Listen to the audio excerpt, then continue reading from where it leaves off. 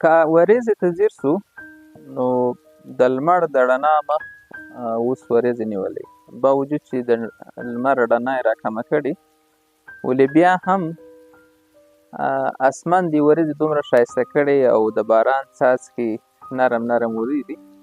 که دا د ژوند سره مقایسه کو یا د ژوند سره په توپیر واچو، نو زموږ ستاسو په ژوند کې هم یو نی وخت داسې چې کوچني او غټ چانسونه موږ تاسو ته برابرېږي، چې د هغو پیژندل، د هغه ښه استفاده کول، دا د انسان لپاره ډېره مهمه ده او دا د پرمختګ او د په ټولنې کې د ښه ځای پیدا کېدلو یو ښه اسانه لاره ده. خو مهمه ده چې چانس وپېژنو.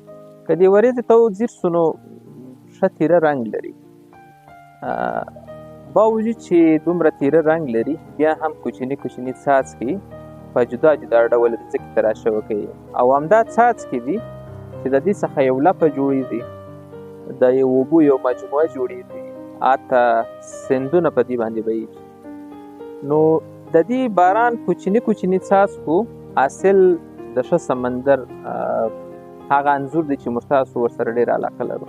نو په ژوند کې د چانسو استفاده کول دا ډېر اړین دی او هغه پیژندل. یو نیم وخت داسې چې موږ متوجه نه یو، لکه د باران څاڅکي څومره چې موږ دلته ناست اوسو، په هماغه اندازه دا کوچني کوچني څاڅکي زموږ ټول جسم لندوي. همداسې د ځمکې سطحه، همداسې هغه ساحه چې د باران یا د ورېځې تر پوښښ لاندې.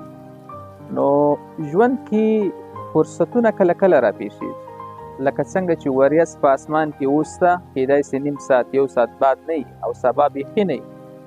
نو د دو پیژندل او د دو چانسو ښه کارول دا د انسان لپاره هغه تصویر دی چې په ټولنې کې د پیدایښت او بیا تر مړینې د هغه پسې موږ تاسو یو.